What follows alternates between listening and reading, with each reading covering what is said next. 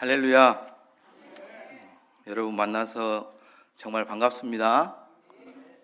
우리 이 시간 서로 한번 잠깐 인사할까요? 하나님께서 성도님을 사랑하십니다. 이렇게 인사하겠습니다. 하나님께서 여러분을 사랑하십니다. 우리 한 번 더 인사하실 때 여러분 한 분 한 분이 계시기에 다운교회가 아름다운 교회입니다. 이렇게 인사하겠습니다. 너무 긴가요? 성도님이 계셔서 우리 교회가 아름답습니다. 이렇게 인사하겠습니다. 아멘. 여러분 한 분 한 분이 계시기에 우리 교회가 아름다운 교회인 줄로 믿습니다. 여러분 한 분 한 분은 정말로 존귀하고 보배로운 분들이십니다. 하나님께서 이제 저를 이 다운교회와 성도님들을 섬기라고 이곳으로 보내주셨는데요. 이 자리에 계신 모든 성도님들을 예수님의 이름으로 사랑하고 축복합니다. 사실 저는 다운교회 열매입니다. 다운교회 출신 목사입니다. 이곳에서 하나님을 만났고요. 신학교를 가서 목사가 되었습니다. 이제 시간이 지나서 이 자리에 서게 됐는데요. 여호와 이레의 하나님께서 좋은 일을 예비하시고 이곳으로 인도하신 줄 믿습니다. 사실 앞으로의 일들이 너무나 많이 기대가 됩니다. 하나님을 기쁘시게 하고 또 성도님들이 행복한 교회 공동체를 함께 세워가며 하나님의 은혜를 나누고 베푸는 저와 여러분이 다 될 수 있기를 바랍니다. 잠언에 보면 사람이 마음으로 자기의 길을 계획할지라도 그 걸음을 인도하시는 분이 여호와시니라 이렇게 말씀하셨는데요. 우리 하나님께서 오늘 저와 여러분의 걸음을 이곳으로 인도하신 줄 믿습니다. 우리의 만남이 우연이 아니라 하나님의 섭리 가운데 허락된 줄로 믿습니다. 살다 보면 그때는 몰랐는데 시간이 지나서 생각해 보니까 그때가 하나님의 은혜였구나 이렇게 깨닫게 될 때가 있잖아요. 오늘 이 시간도 시간이 지났을 때 은혜의 시간으로 기억되게 해주실 줄 믿습니다. 오늘 제가 이제 다운교회에서 첫 번째 설교잖아요. 첫 번째로 하나님의 말씀을 여러분에게 전해드리는데 기도를 했죠. 여러분 처음이니까 좀 긴장도 되지 않겠습니까? 하나님 어떤 말씀을 전할까요? 우리 다운교회 성도님들 또 상황은 이렇게 들었는데 어떤 말씀을 전할까요? 이렇게 기도를 했더니 하나님께서 오늘 본문 말씀을 통해 여러분에게 하나님의 마음을 전해달라는 감동을 주셨어요. 하나님께서 여러분 한 분 한 분을 우리 장로님, 권사님, 집사님 모든 성도님들 한 분 한 분을 너무 사랑하신대요. 그냥 사랑한 게 아니라 너무 많이 사랑한다. 이걸 좀 전해달라. 이거 다 알고 있는 거 아닌가요? 그냥 전해라. 그래서 오늘 제목이 하나님이 우리를 사랑하십니다 입니다. 말씀을 듣는 가운데 여러분을 정말로 사랑하시는 그 하나님의 사랑을 느끼고 그 사랑으로 인해서 여러분의 마음이 따뜻해지기를 바랍니다. 오늘 본문은 아멘이 참 좋습니다. 오늘 본문의 말씀에 보면 하나님께서 세상을 사랑하셔서 베풀어 주신 은혜에 대해서 말씀하고 있잖아요. 본문 가운데 하나님이 세상을 사랑하사라고 말씀하시는데요. 여기에서 이 세상으로 번역된 헬라어가 코스모스라고 하는 헬라어입니다. 이 단어의 뜻을 보면 세상, 천하, 세계 이런 뜻도 있는데 하나님으로부터 소외된 모든 인간이란 그런 뜻도 있더라고요. 이 세상이라는 단어는 우리 모두를 이야기하고 있는 것이죠. 본문 말씀에 하나님이 세상을 사랑하사라고 말씀하고 있는데요. 여기에서 이 세상이라는 단어를 우리라는 단어로 바꾸어 읽어보면 하나님이 우리를 사랑하사가 됩니다. 성도 여러분, 하나님께서 우리를 사랑하십니다. 하나님께서는 어제도 우리를 사랑하셨고 오늘도 우리를 사랑하시고 앞으로도 우리를 사랑해 주실 줄로 믿습니다. 아멘. 그런데 어떤 분들은 이 하나님의 사랑을 오해하기도 합니다. 하나님께서 사랑하시는 건 알겠는데 그 사랑이 모든 이들에게 적용되는 건 아니잖아요. 하나님의 뜻대로 잘 살고 하나님의 말씀에 잘 순종하면 그 사람들은 하나님이 사랑해 주시지만 하나님의 말씀대로 살지 못하는 그런 사람, 저 같은 사람하고는 상관없는 거 아닌가요? 이렇게 생각하는 분들이 있더라는 것이죠. 그런데 여러분, 그렇지 않습니다. 하나님의 사랑은 모든 사람들에게 동일합니다. 모든 사람들은 죄인이고 구원을 받아야 하는 존재이기 때문이죠. 로마서 3장 23절 말씀인데요. 우리 다 같이 한번 읽어볼까요? 모든 사람이 죄를 범하였음에 하나님의 영광에 이르지 못하더니. 아멘. 모든 사람이 다 죄인이라는 거예요. 왜 모든 사람이 죄인일까요? 그렇잖아요. 나는 착하게 살았는데, 나는 좋은 일도 정말 많이 했어요. 난 나쁜 짓 안 했습니다. 왜 다 죄인이라고 합니까? 이렇게 생각하시는 분들이 있을 겁니다. 그러나 성경은 하나님의 말씀입니다. 그렇기 때문에 성경을 해석할 때는 성경을 근거로 해서 이해해야 가능합니다. 세상적인 기준으로 보면 여러분이 무슨 죄인이겠습니까? 죄가 없죠. 그러나 교회에서 말하는 죄인이란 것은 성경, 하나님의 말씀을 기준으로 한다는 사실을 꼭 기억하시기 바랍니다. 그러면 성경은 어떻게 모든 사람을 죄인이라고 말하는 걸까요?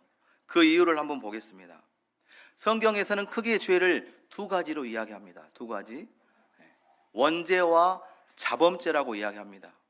원죄라는 건 뭐냐면 태초의 인간인 아담과 하와, 그들이 지은 죄가 있어요. 근데 그 후손으로 태어난 모든 인간은 그 원죄를 가지고 있다는 것입니다. 이게 한 가지 죄고요. 두 번째로는 자범죄라는 것이 있어요. 자범죄는 뭐냐면 우리가 스스로 지은 죄를 말해요. 우리가 살면서 지은 죄를 이야기합니다.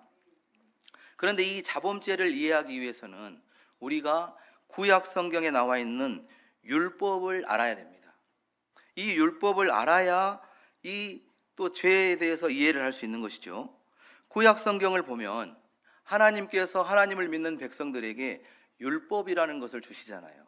그게 뭐냐면 하나님의 사람, 하나님의 백성, 하나님을 믿는 사람은 어떻게 살아야 하는지 말씀을 주신 것이죠. 그게 바로 율법입니다. 그런데 하나님께서 이렇게 살아야 된다고 말했는데 그렇게 살지 못하면 그것을 죄라고 이야기하는 거예요.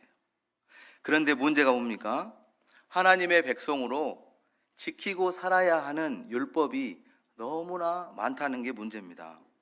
무려 613가지나 되거든요.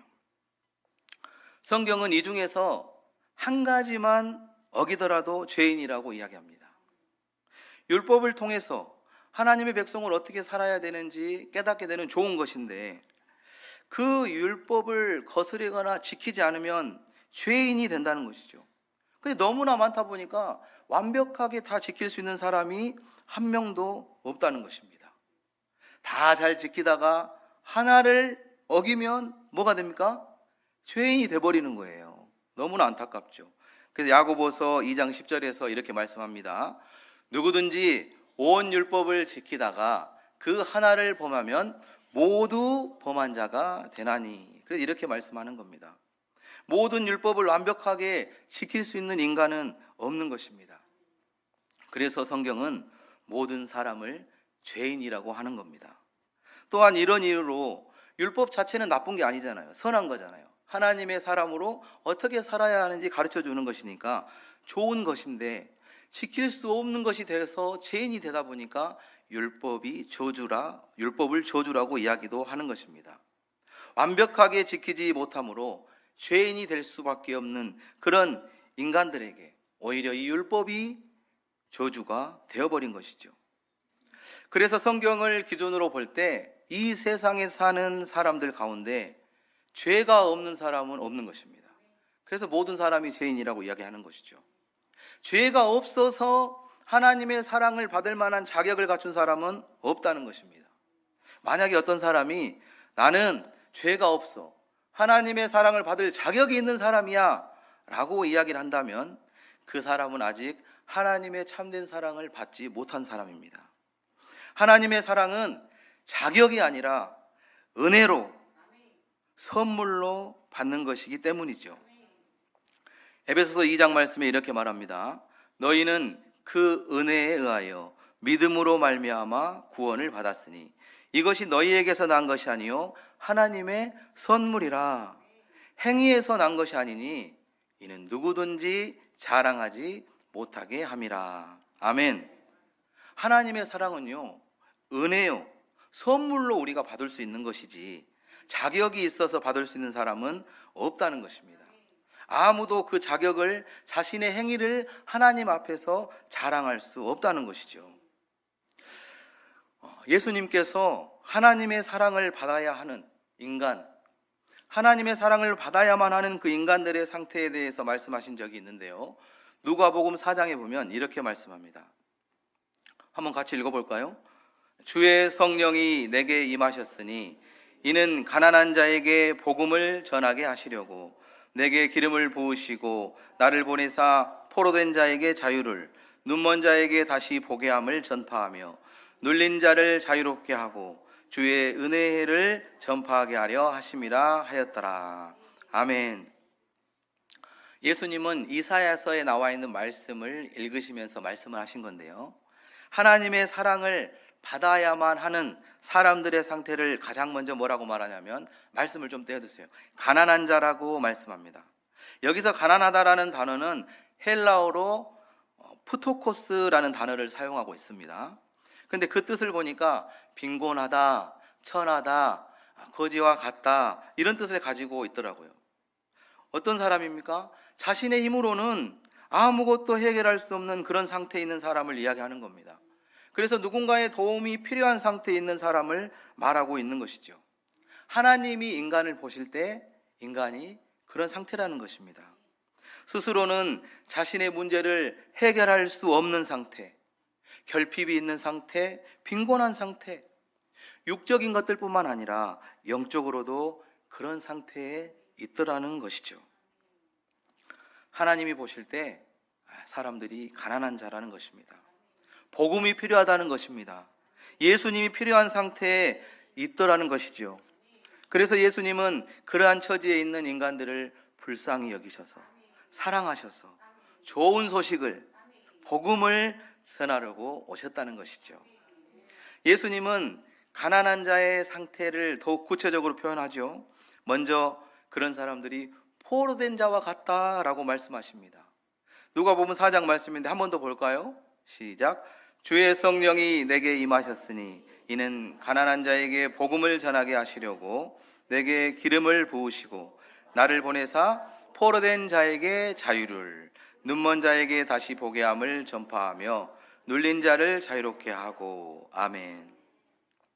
여기에서 이 포로라는 단어는 헬라어로 어떻게 되어 있냐면 아이크마로토스라는 단어입니다.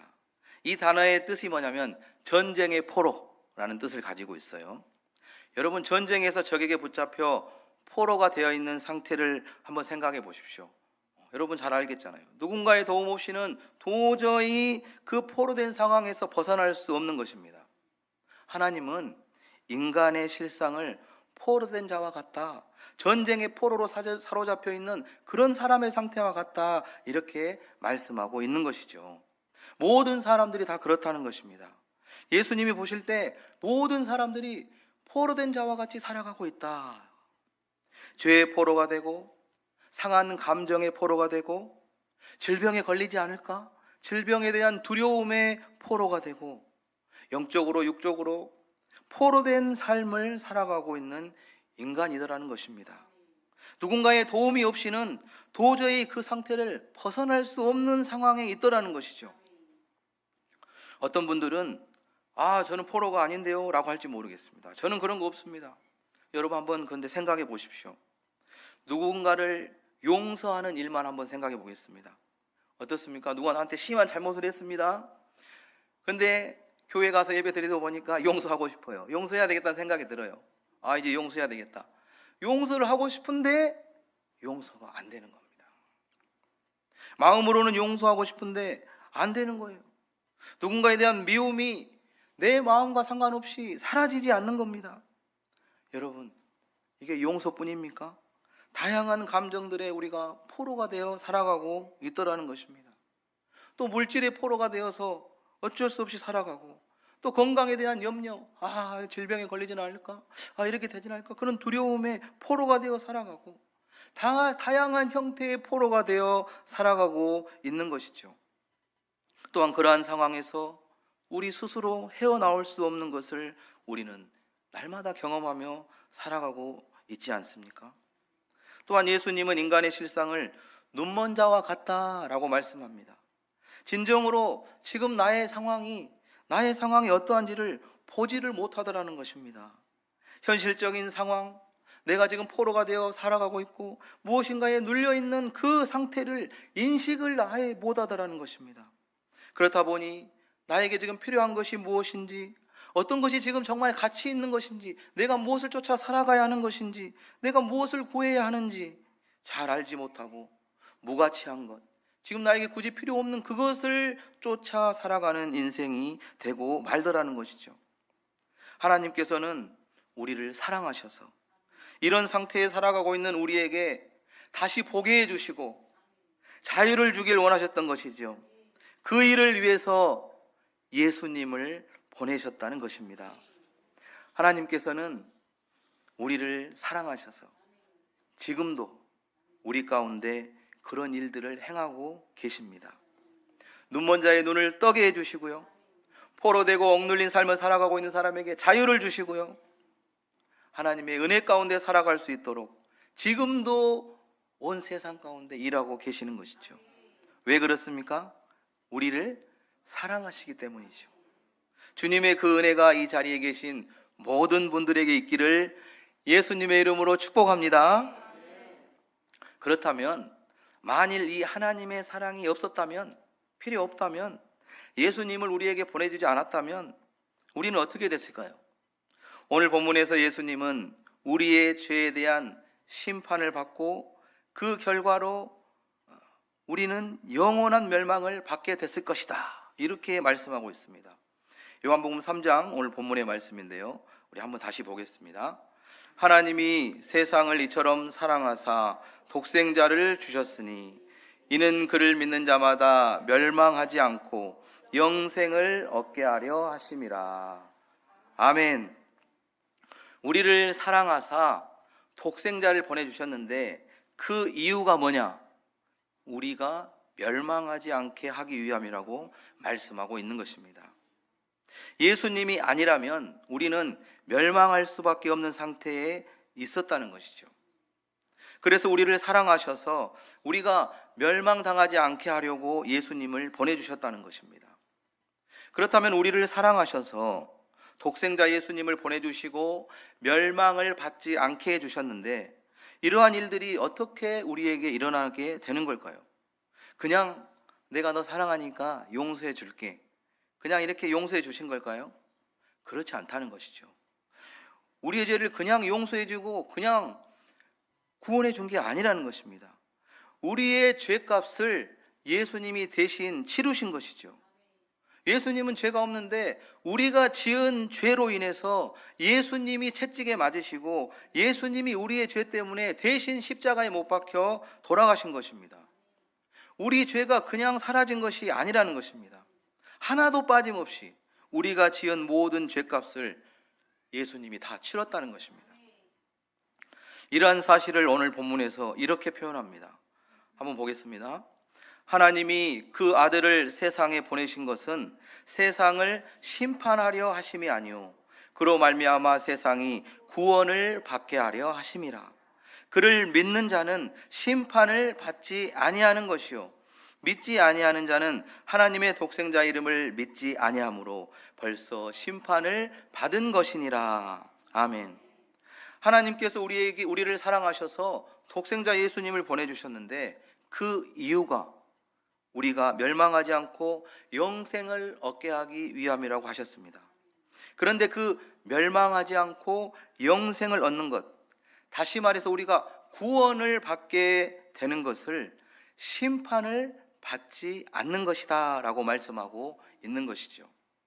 그러면 히브리서 9장 27절 말씀에 한 번 죽는 것은 사람에게 정해진 것이요 그 후에는 심판이 있으리니 라고 말씀하잖아요. 그럼 이 말씀이 잘못된 건가요? 심판을 받지 않는다고 했으니까. 그렇지 않습니다. 우리의 죄값을 심판받지 않는 것이 아니라 예수님께서 우리를 대신해서 심판을 받으시고 죄값을 치르셨기 때문에 우리는 심판을 받지 않는 것이죠. 한 번 죽는 것은 사람에게 정해진 것이고 죽은 후에는 모든 사람들에게 공평하게 심판이 있습니다. 우리의 심판이 없다는 것은 우리가 받는 그 심판이 사라진 게 아니라는 겁니다. 우리 대신 예수님이 심판을 받으셨다는 것입니다. 아멘. 여러분, 이 심판은 정말로 무서운 것입니다. 왜냐? 다 죄인이기 때문이죠. 그리고 이 심판을 누구도 피할 수 없는 것이죠. 모든 인간에게 빈부, 기천 그런 거 상관없이 모든 인간에게 동일하게 적용되는 것입니다. 그런데 모든 인간은 죄인이기 때문에 심판 후에 멸망을 받을 수밖에 없는 상태였고, 이러한 사실을 알고 계신 하나님께서 우리를 사랑하셔서 예수님을 보내주셨고, 우리 죄를 대신해서 예수님이 심판을 받으시고 죄의 대가로 십자가에 못 박혀 죽으신 것입니다. 여러분, 얼마나 놀라운 사랑입니까? 여러분, 누군가를 대신해서 그 사람의 허물을 대신 짊어진다는 게 쉬운 게 아니잖아요. 더구나 죄인을 대신해서 죽는다? 죄를 짓고 있는 그 사람을 대신해서 내가 죽는다? 하나님의 사랑이 아니고서는 불가능한 것이죠. 하나님은 이처럼 놀라운 십자가의 사랑으로 우리를 사랑해 주신 것입니다. 지금 우리가 사순절을 보내고 있는데요, 그 십자가 사랑을 더욱더 묵상할 수 있게 되길 바랍니다. 내 죄를 대신해서 심판받으시고 죄의 대가로 채찍에 맞으시고 십자가에 못 박혀 죽기 위해 이 땅에 오신 예수님, 그 십자가를 향해 걸어가는 그 예수님을 생각하고 묵상하고 지내는 기간이 사순절이잖아요. 그 놀라운 사랑을 우리에게 주신 겁니다. 하나님의 놀라운 사랑을 깨달을 때 진정한 자유함을 얻게 될 줄 믿습니다. 하나님은 우리를 사랑하십니다. 지금도 사랑하십니다. 우리가 잘해서가 아니라, 우리가 뭔가 하나님 말씀대로 순종을 잘해서 사랑하는 것이 아니라 우리의 있는 모습 그대로 우리를 사랑하십니다. 우리가 잘해서가 아니라 우리가 잘못해도, 우리가 실수해도, 우리가 넘어져도 있는 모습 그대로 사랑해 주셨고 지금도 사랑하신다는 겁니다. 그래서 로마서 5장 8절 말씀에 이렇게 말합니다. 우리가 아직 죄인 되었을 때 그리스도께서 우리를 위하여 죽으심으로 하나님께서 우리에 대한 자기의 사랑을 확증해 주셨느니라. 아멘.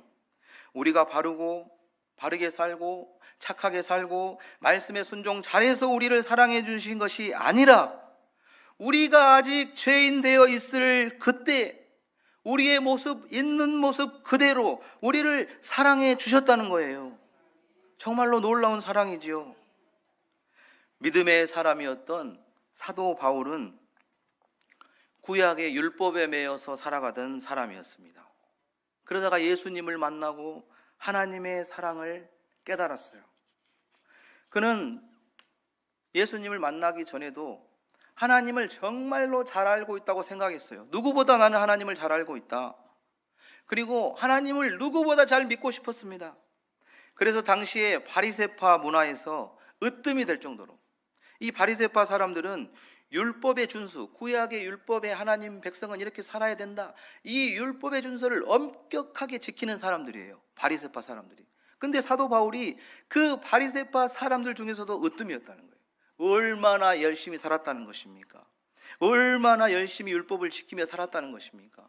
그것이 하나님을 사랑하는 것이라고 생각했기 때문이죠. 하나님께 정말로 인정받고 싶었던 사람입니다. 쉽지 않았지만, 율법을 지키는 게 쉽지 않았지만 그렇게 해서라도 하나님의 사랑을 받고 싶었습니다. 그렇게 살다 보니 어느 날 예수님을 믿는 사람들을 핍박하는 사람이 되었습니다. 바울은요, 그것이 하나님을 믿는 바른 신앙이라고 생각했어요. 그래서 예수님 믿는 사람들을 막 잡으러 다닙니다. 감옥에 막 집어넣고 핍박하고 쫓아다니잖아요. 완전히 착각에 빠져 살게 된 것이죠. 여러분, 하나님을 바르게 알지 못하면, 하나님을 내가 지금 바르게 섬기고 있다고 착각하며 최선을 다해서 하고 있는 그것이 오히려 하나님을 대적하는 것이 될 수 있는 것입니다. 하나님을 바로 알고 하나님을 바로 섬기고 하나님을 바르게 전파하는 저와 여러분이 다 될 수 있기를 바랍니다. 바울이 그렇게 율법을 따라 살아가던 어느 날 하나님의 사랑을 깨달았어요. 하나님의 사랑을 깨달으니까 눈가에 막 눈물이 흐르죠. 눈물이 흐릅니다. 너무 고마우니까. 하나님은 바울이 율법을 잘 지켜서 바리새파의 으뜸이어서 사랑한 것이 아니라 바울의 있는 모습 그대로 사랑해 주셨기 때문입니다. 잘못해도 실수해도 넘어져도 그 모습 그대로 사랑해 주신다는 것이죠. 바울은 지금까지 어떻게든지 내가 율법을 잘 지켜서 그 누구보다 내가 최고로 잘 지켜서 하나님의 사랑을 받으려 했고 하나님의 백성으로 살고 싶어서 몸부림을 쳤는데, 하나님은 우리가 아직 죄인 되었을 그때 우리를 사랑하셨다는 사실을 깨달은 것이죠. 우리가 죄를 짓고 있는 그때, 죄를 짓고 있는데 나를 사랑하셨다는 거예요. 있는 모습 그대로 우리를 사랑하셔서 우리 대신 십자가에 죽으셨다는 겁니다. 바울 사도는 이 하나님의 놀라운 사랑을 깨달은 후 평생을 내가 그 사랑을 전하는 자로 살겠다, 이렇게 결단하죠.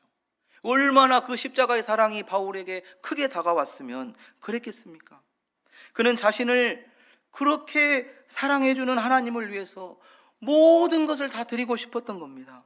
하나님이 기뻐하시는 일이라면 무엇이든지 하고 싶었습니다.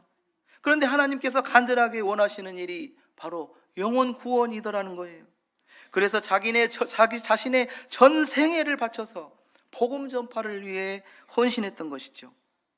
그가 하나님의 사랑, 이 놀라운 사랑을 받았고 그 사랑을 전하는 삶을 평생 살았는데, 그렇다고 해서 그가 항상 좋은 일만 있었던 것은 아니었습니다. 그가 고백하는 것을 보면 알 수 있죠. 정말로 힘들고 어려운 일이 많이 있었습니다. 고린도후서의 말씀인데요, 우리 함께 읽어보겠습니다.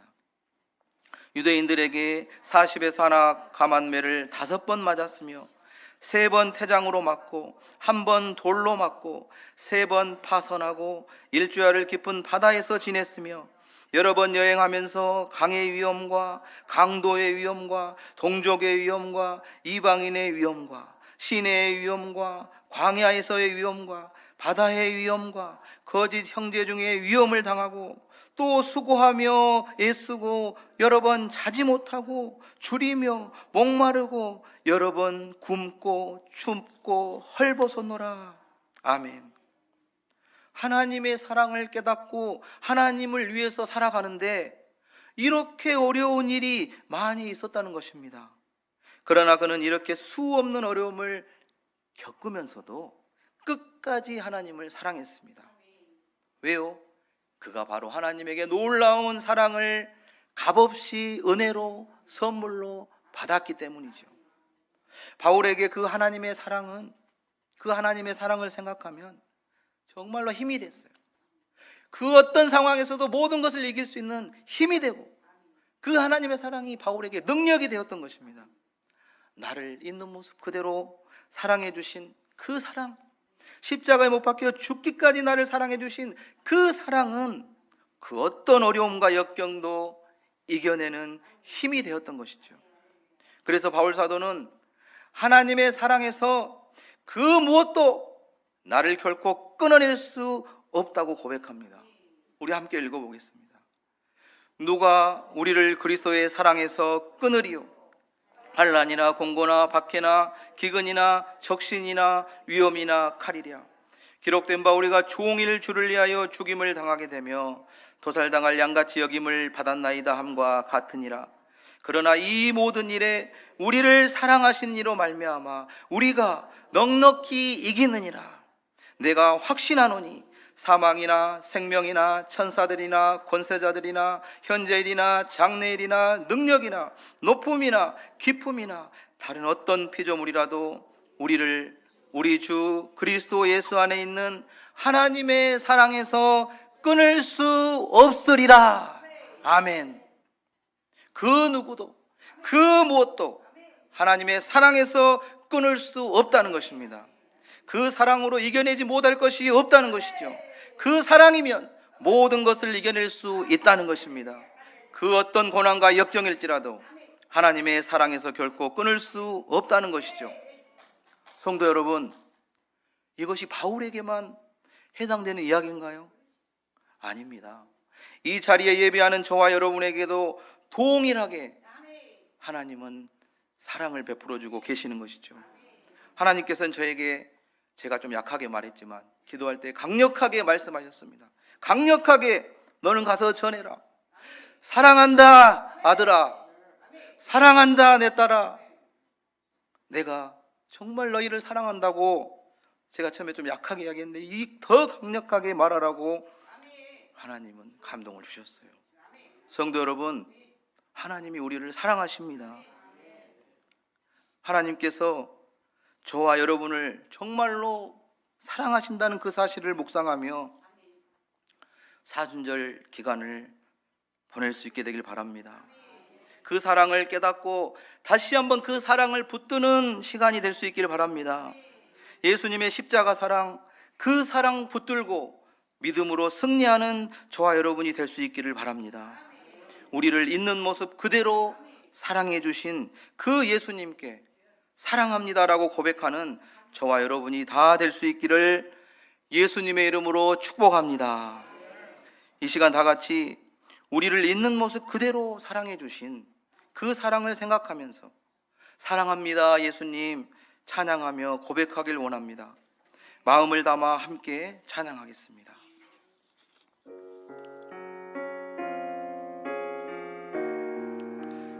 있는 모습 그대로 나를 사랑해 주신 주님의 사랑을 생각하면서 찬양하겠습니다.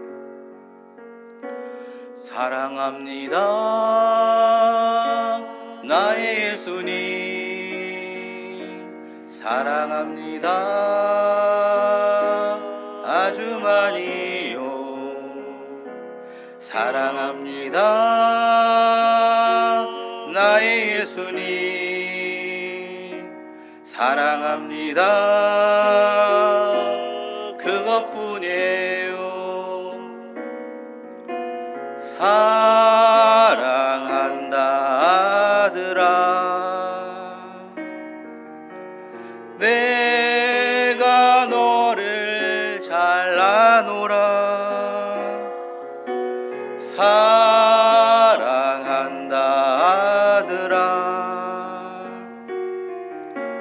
내게 축복 더하노라. 사랑합니다 나의 사랑합니다 나의 예수님, 사랑합니다 아주 많이요. 사랑합니다 나의 예수님,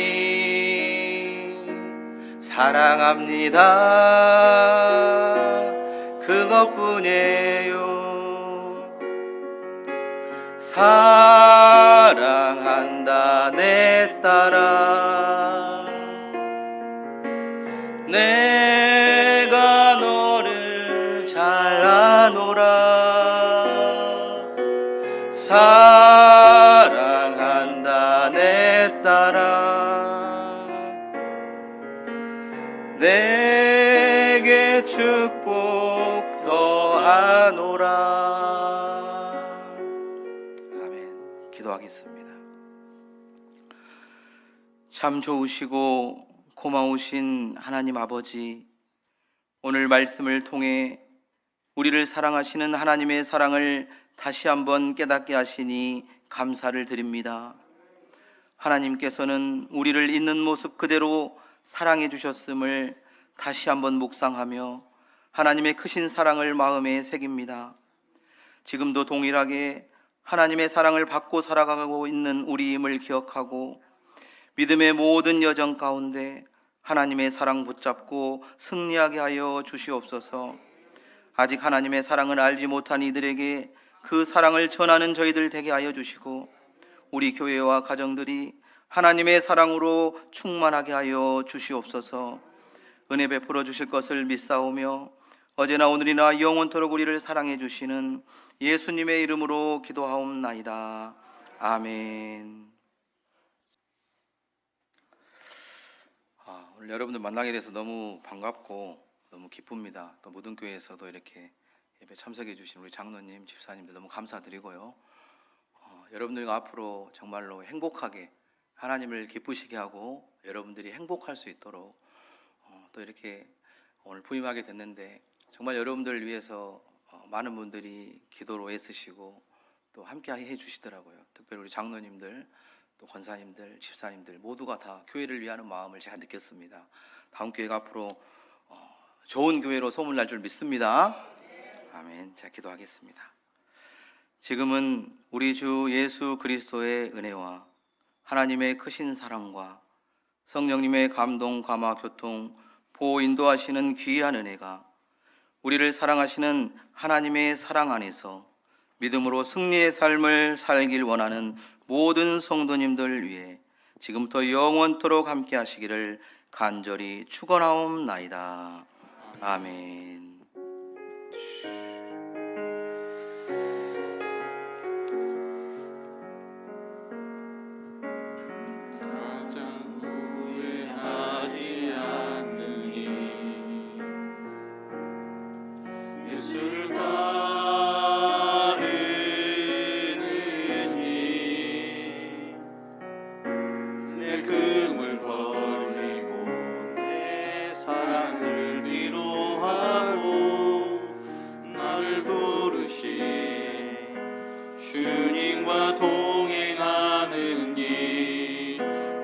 평생에 소원하느니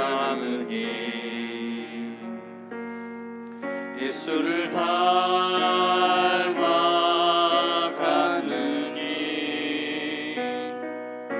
굳은 마음 제하시고 사랑을 가르치신 나의 예수님을 사랑하느니 날 부르심에 감사 날 놓지 않으신 감사 하늘 보좌 버리고 날 사랑하심에 감사 나의 모든 삶을 남은 모든 인생을 예수님과 함께 걷겠습니다.